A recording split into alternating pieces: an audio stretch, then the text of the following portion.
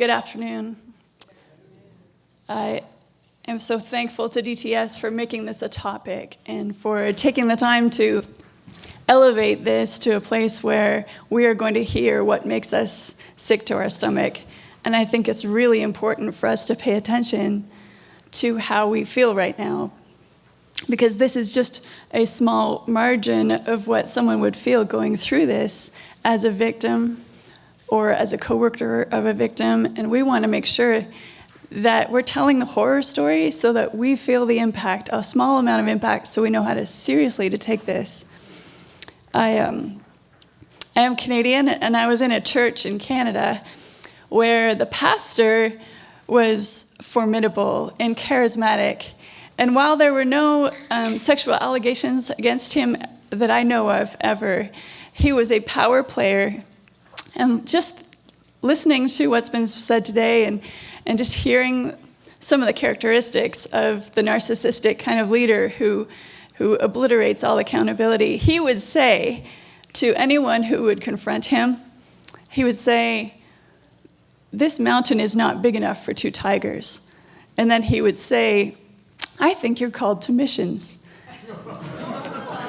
And those people went to Africa, and they went to Singapore and Malaysia, and he sent them away. So watch for those types of behaviors where there's a power player who doesn't want any accountability. We tried to report him up in the structure, but we just landed up leaving the church. Many of us left the church. Anyway, I work at Pine Cove, and I'm going to talk to you today about,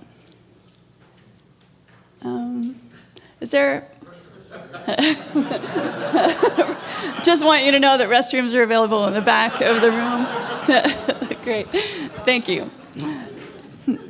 They're only available in an hour's time, though.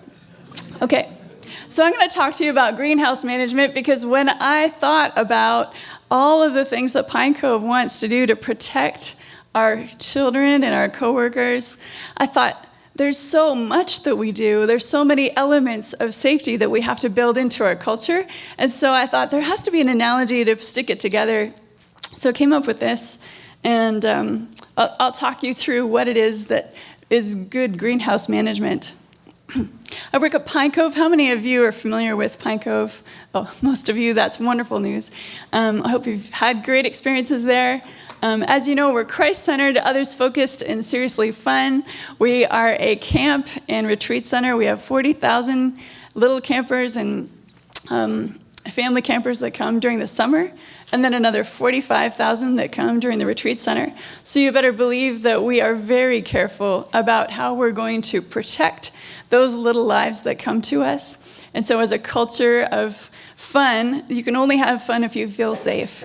And the parents can only drop off their most cherished little ones with us if they feel safe enough to do so. So we want to build that trust, and there's many things that we do. So I just want to go over those things. I also want to set the context, because the point of this conference is, how do you respond when a woman comes forth with allegations? Well, you can't respond and hold anyone accountable unless you first put in a context of what the clear expectations are for good health. And you can't hold someone accountable to something that you haven't told them that they should be doing. So here is how we're going to lay out all of our cultural expectations, and then we'll talk about what accountability looks like. So let's talk about good greenhouse managers. I'm going to talk through 4 points. The first one is that we need to grow the right things in a greenhouse.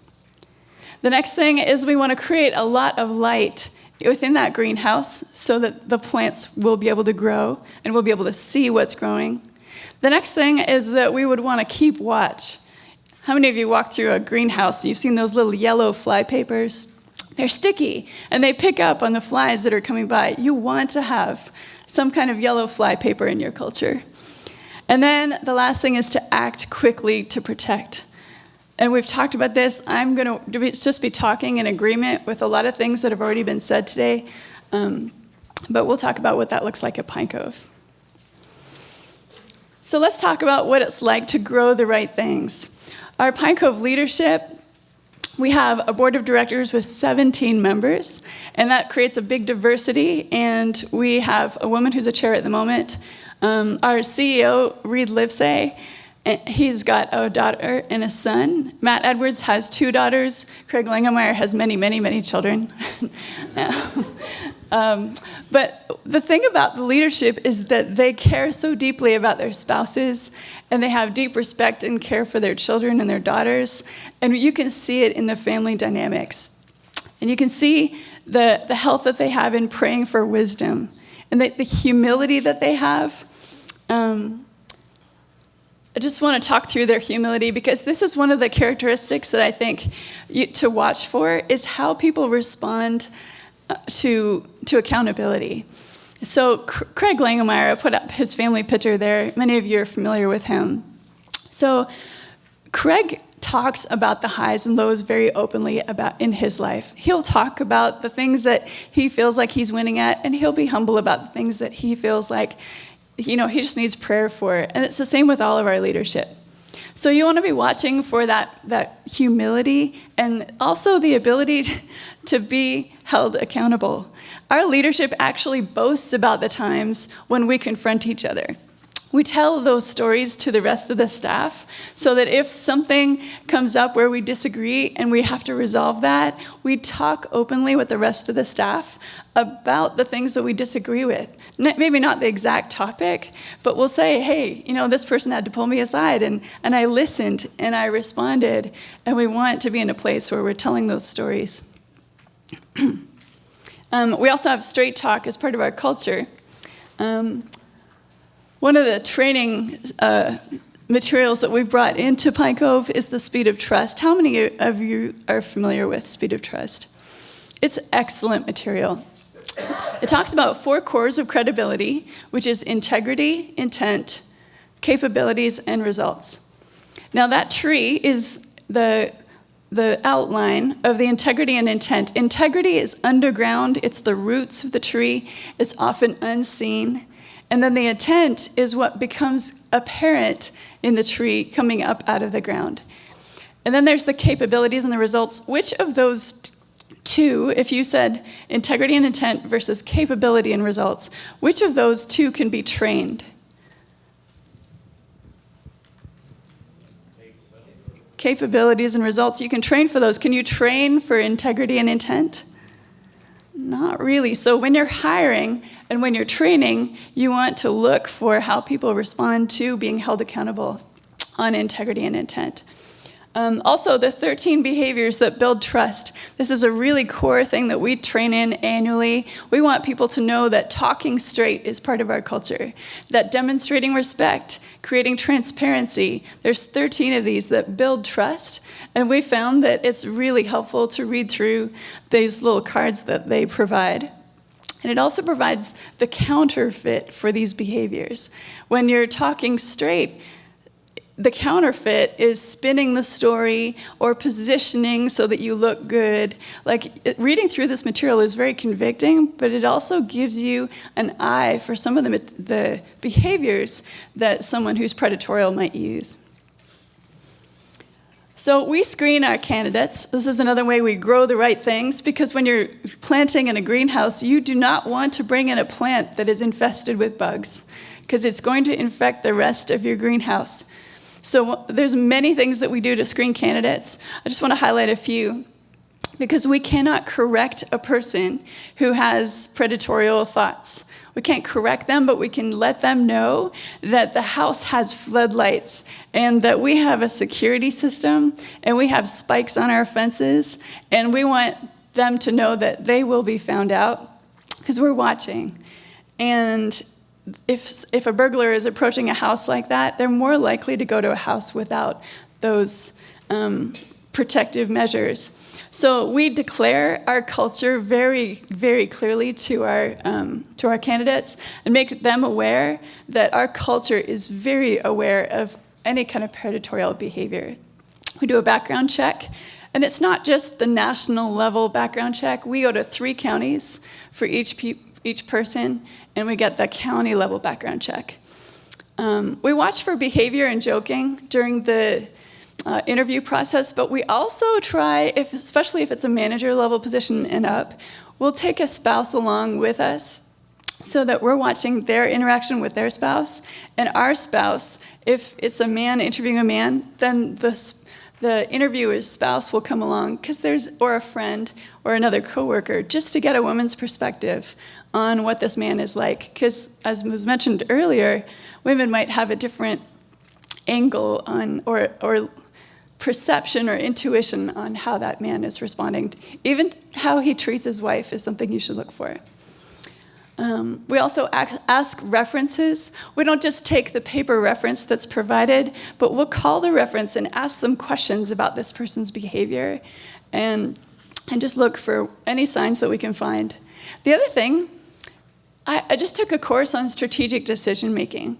And in the course, we talked about how we have this bias for confirmation. So if we have a bias, we look for confirming pieces of information that help us think, all right, well, that was true, and I'm right. That's right, this is what I'm thinking. But if you look for non-confirming information, so you like a candidate and you have a bias towards a candidate, make yourself look for non-confirming information. Pay attention to any flag that you see come up. If the hair starts to stand up at the back of your neck, you pay attention to that. We'll talk next about one of the interview questions that we ask at Pine Cove is, have you ever abused someone? And we ask this very early in the interview process, the first face-to-face interview. And we ask them, and we look them straight in the eye. We catch them off guard because it's early on in the interview, so they're not expecting this. And we say, have you ever abused somebody? And we do that eye check and look into their soul. And according to Presidium, which is an organization we work with in order to protect children from abuse, they say that you can immediately see deceptive behavior in the typical predator. Now, if someone is caught off guard and they are asked, have you ever abused someone? They're going to be deceptive and deflective, and they're not going to answer the question directly, and that is something you want to watch for. These are some examples.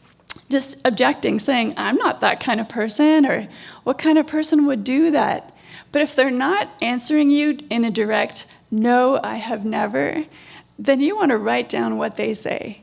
Because if it's deflective, and if they're not answering no, then what are they saying? Are they deflecting around and avoiding the question? These are some things you want to look for. If you need to contact Presidium, we highly recommend working with them. They've helped us in a lot of our interview process so that we can determine or find a lot of their predatorial behaviors. So that's how we grow the right things. The next thing we want to talk about is creating lots of light. There's many things we do to create light within our office. We have glass walls, as has been described before. If there's no glass wall or glass door, then we put a window, and we're very, very, very conscientious about putting a window in the door. And we want to make sure that we are always in a place where if the door is closed because of a private conversation, that there's always the ability to see in and see what's happening. When we do any kind of affection, we do a fist pump or a side hug, but never on the full front hug. It's just like a side hug because we want to create light within every interaction. We train on our culture, and I'll talk about that in a minute. We have travel and meeting guidelines. We want accountability to happen with the same gender. And we have like dress code and clean humor. There's all kinds of things that we have to create like a positive culture and declare those expectations so we can hold them accountable to that later. Here's some pictures of our new headquarters office in Tyler. So we have glass walls, and our CEO is adamant that we have lots and lots of glass walls everywhere. Or we have open workspaces. There's not a lot of places to hide here. I think the mother's room, is the only place that has, fog on the windows. But we also work at a camp, so we have a place, lots of outside spaces to hang out with, where there's just that ability to interact. If it's one-on-one with someone of a different gender, then you're able to sit down in the open and have that conversation. So So Presidium, as I mentioned before, is helping us with the abuse prevention training. And they certify us every year, and they walk through and they try and poke holes in our culture. And you need someone coming in from the outside to take an objective look at your organization to see where the holes might be.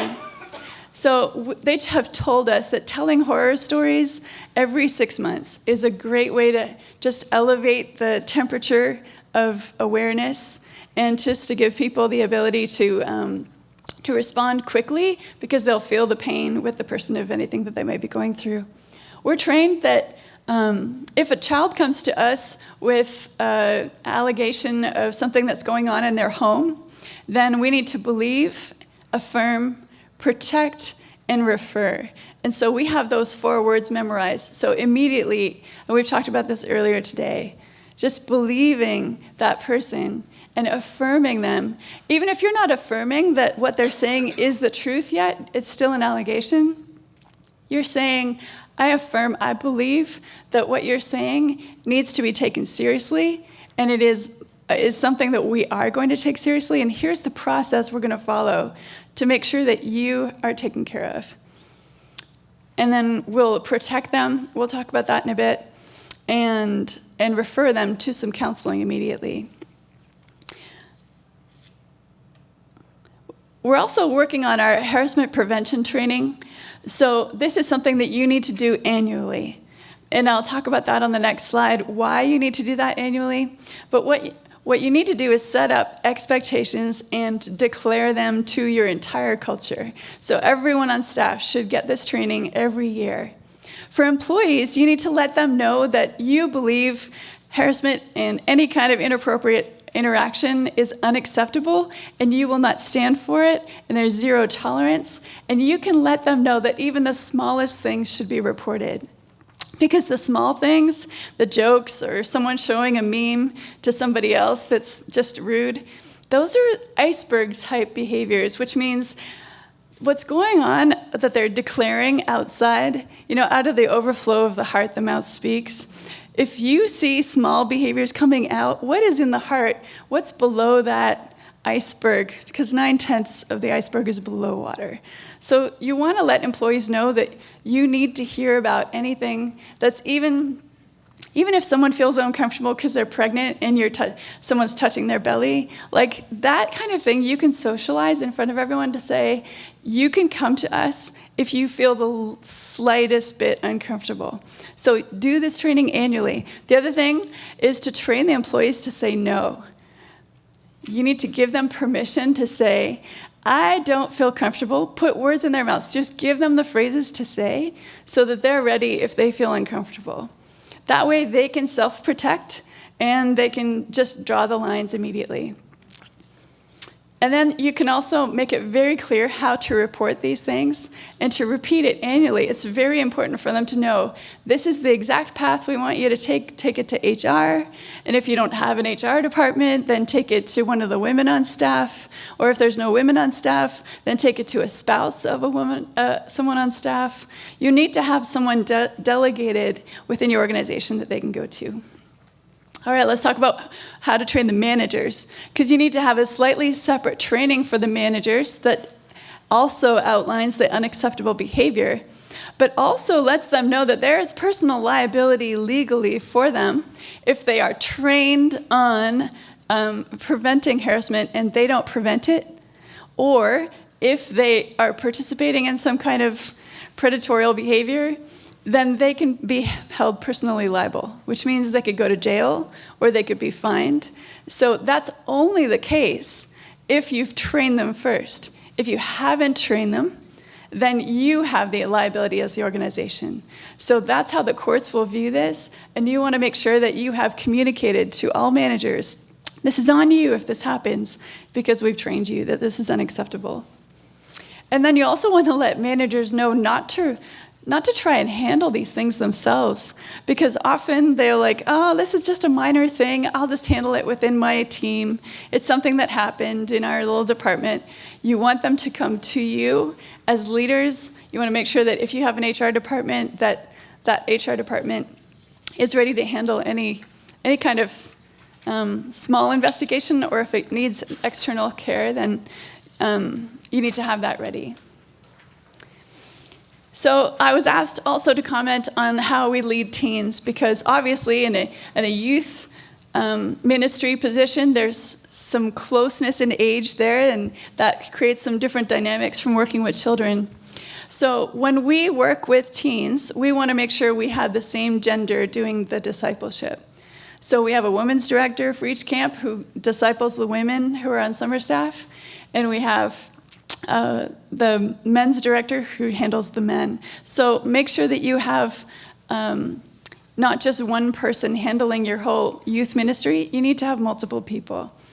Because in our abuse prevention training, we also learn the rule of 3. So at Pine Cove, at camp, you'll always see this rule of 3. We'll make sure that there's 2 campers and a counselor, or 2 counselors and a camper, but we always want to make sure that there's 3 people.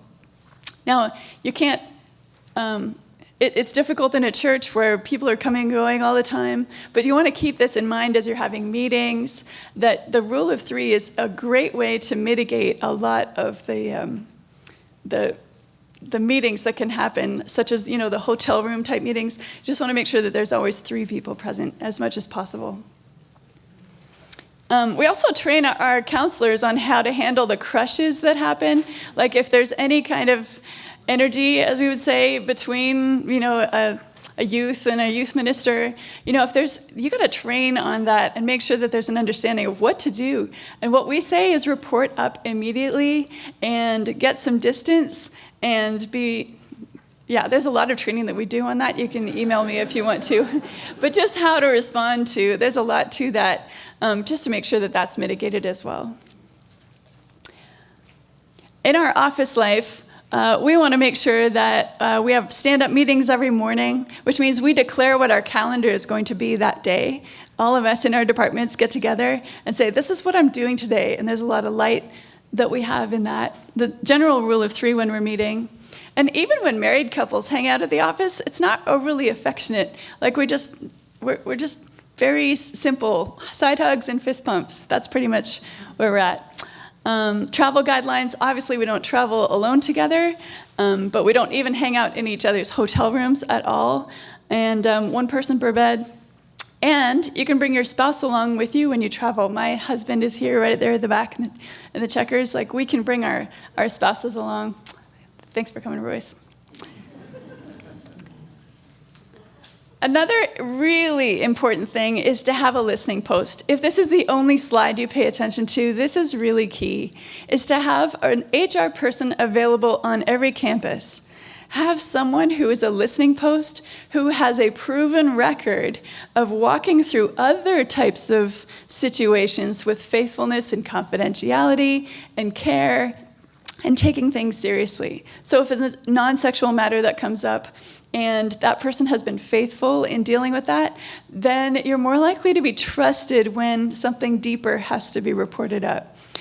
You also want to have an office in a place where the person can drop by and have a private conversation and get near the door so in case they're crying. Because in HR, we do handle, people who are emotional about things, and they may be having a conflict, or they may be scared of something that's happening in their lives, and you just want to have an easy exit for them. And then lastly, the HR person needs to be someone who's going to be willing to stand up.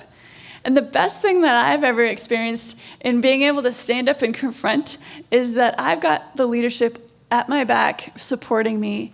So when I have to stand up to things, I know that the leadership will be right there affirming anything that I say. Like you need somebody who's a bit of a lioness in HR, or a lion, like you've got somebody who's a mama bear. That's the kind of personality you need to be able to fight for your culture and to have zero tolerance for anything that's going on that is not of Jesus.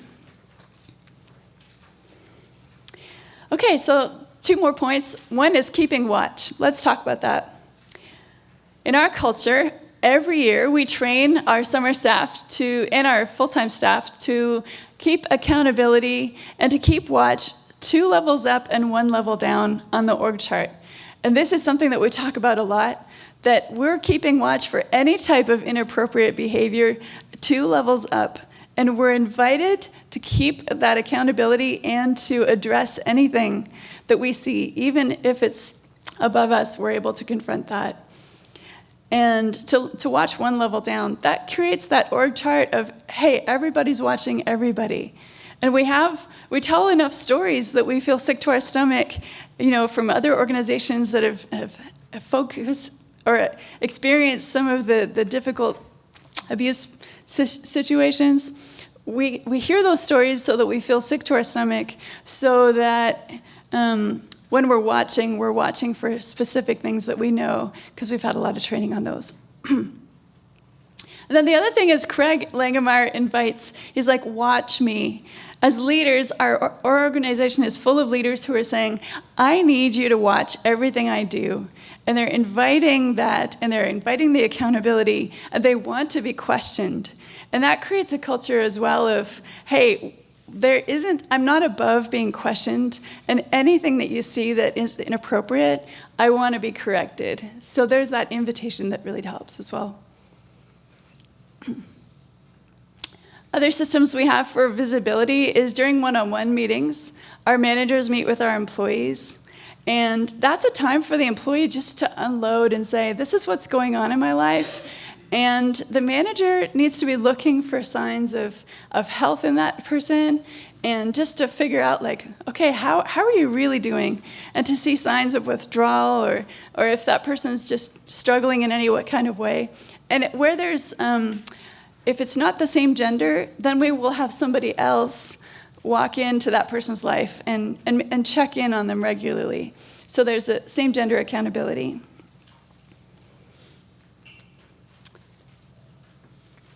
Managers are also, like I mentioned before, just taught to walk around and to watch out for employee behavior and to do those one-on-ones, and then to coach even the smallest things that come up. So we had an employee who came in and just was super friendly, and he hadn't worked at Pine Cove before, and he was winking at other women, at women. And so I pulled him aside and I said, okay, so just so you know, in this culture, that's not gonna fly. So I just need you to be aware. I know that you mean nothing by it, but you just need to know that that's just something that's not gonna be healthy. So the smallest things, you can just pull people aside and coach those things just to make it healthy. So one of the things that we're watching for, of course, is this grooming that we've been talking about. And I just want to spend a couple minutes on this. So grooming behaviors is any pattern behavior designed to increase opportunities for sexual assault, minimize victim resistance or withdrawal, and reduce disclosure or belief. So there's 3 things, and I can give you the reference at the bottom of this slide for a great article I read about grooming. Half of the article is about grooming children, and then the other half is grooming adults. So a groomer is a very intentional, calculated person, somebody who is actually thinking through, how am I going to manipulate people, and how am I going to take down their defenses so I can attack them?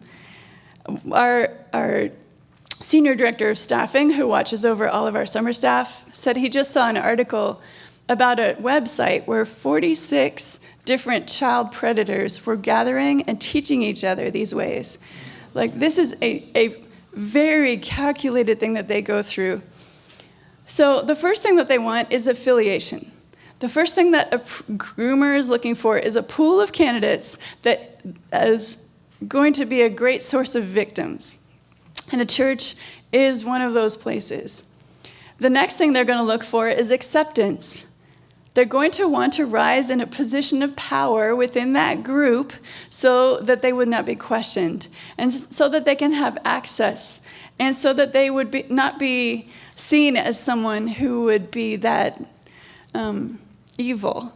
So they're going to look for a position of power, whether that's social power, they're charismatic, or personal power, where they have strong relationships, or charm, the celebrity kind of power. Often they want to be in leadership, because who's going to question the leader of the PTA as opposed to the members of the PTA? And then the last thing they're looking for is that assurance, where they create such a positive culture around themselves that there would be disbelief from the congregation or the pool, the group that they belong to, But also the victim is going to be in a place where they're like, I can't really believe that this person would be evil. They're creating that dynamic where it's really difficult to question them. And the ability to escape for the victim is much more difficult because no one's going to believe me if I say this about this person. So it's a very, very calculated way to disempower the victim and to take their voice away. So that would ensure ongoing access to the victim if you make sure that they are trapped in their situation. And that's what they're looking for. So the methods of grooming, first they're going to profile their victims. They're looking for attractive people who they have access to. Now, in some circumstances, they have been labeled as people who, like the victims would be labeled as someone who's weaker or someone who's vulnerable, but we will not use those words because anyone who is attractive or is accessible by that leader is going to be a target. And we don't want to label the victims as being weak or vulnerable because the women who are questioning whether or not they have been victimized and questioning whether or not they can report this don't want to be seen as weak and vulnerable. So they're like, but I'm not weak and vulnerable, so that must not be me. We don't want to create that culture. Does that make sense? You don't want to create that culture that it's only the weak and vulnerable who are targeted because these people are very manipulative. They can take any human, and disempower that person's protective mechanisms. So we don't want to use those words. I just want to be very clear about that. And then the next thing that they do is establish trust. So they're going to do behaviors that are quite trusting, like a side hug, like a hand on the shoulder. They're going to do things that are emotionally rewarding, like praise and offering the types of promotions, or, hey, I think you'd be really good on this committee, like offering those kinds of things has been mentioned before today. And then they're going to do that to multiple people at the same time. So what they're looking for is they're watching for anyone who's going to affirm their behavior so that they can keep going. So it's kind of like playing a lot of different lottery tickets at the same time. And they're saying, okay, well, I'll try this with multiple people and I'll see how far I can get with all of them. And then in that evil intent, they're just watching for who's going to keep their gateway down so that I can keep going. So you want to be somebody who's watching out for those types of behaviors. Even if they look innocent, it can be, it's predatorial.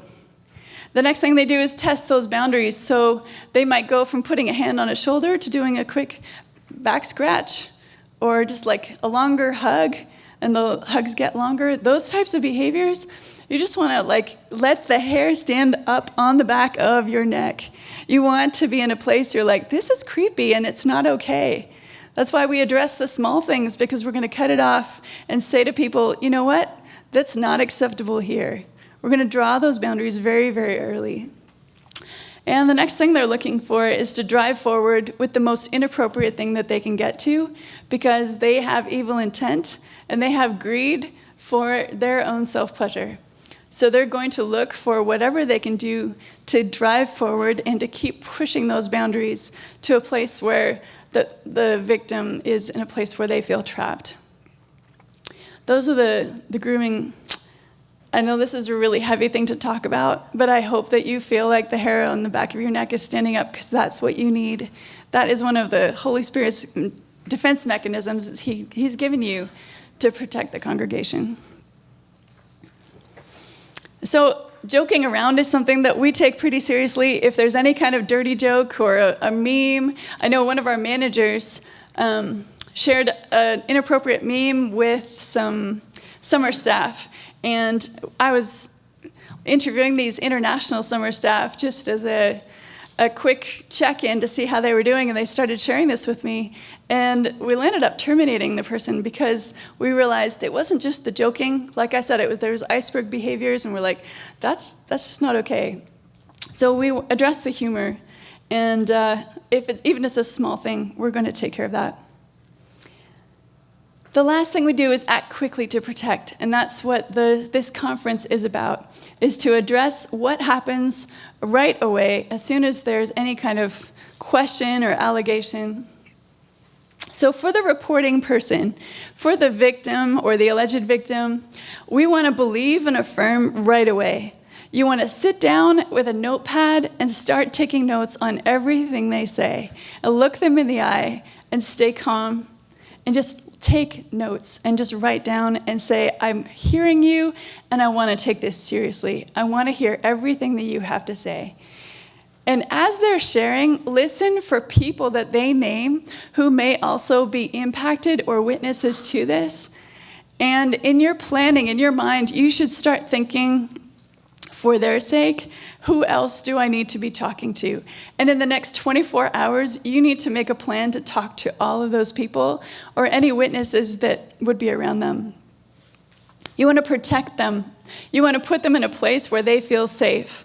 So if they need to change their office location, or if they just need some time away just to recover, then you give them, just some space. You want to make sure that they get counseling. You want to refer them to a place where they can get some help immediately, and you should pay for that counseling. And just to make sure that they're in a good place, even if the 6% of the accusations that are false, you want to make sure that that person is just getting the care that they need.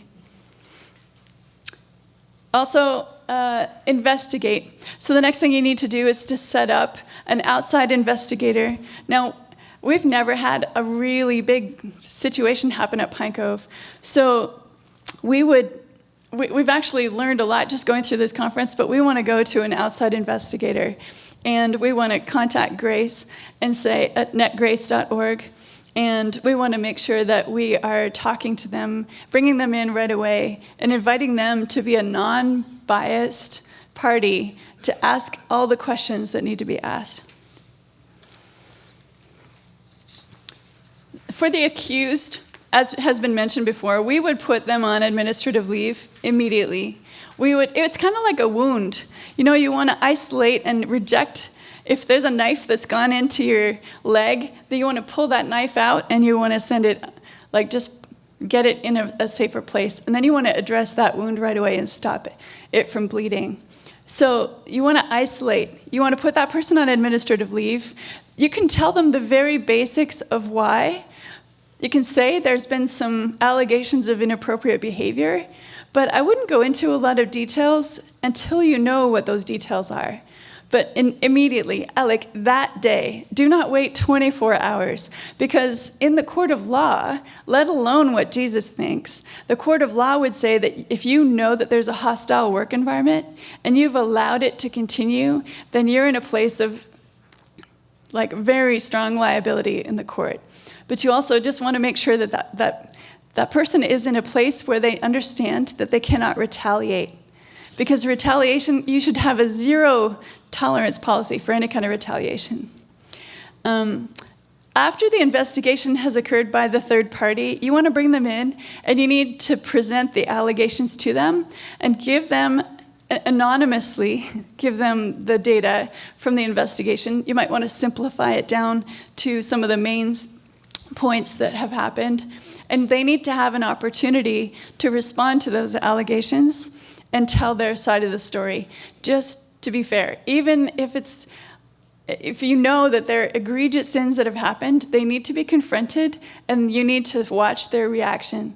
Because in a similar way to interviewing people and watching for deflective behavior, you also want to see, Vonda, you're nodding, you want to see their reaction to these allegations, because if they start being slippery in any kind of way whatsoever, if they are not heartbroken, and if they're not in a place of deep repentance, and if they're slippery at all, then you've got major problems on your hand. So you've got to watch and look in their eye anytime you're presenting allegations.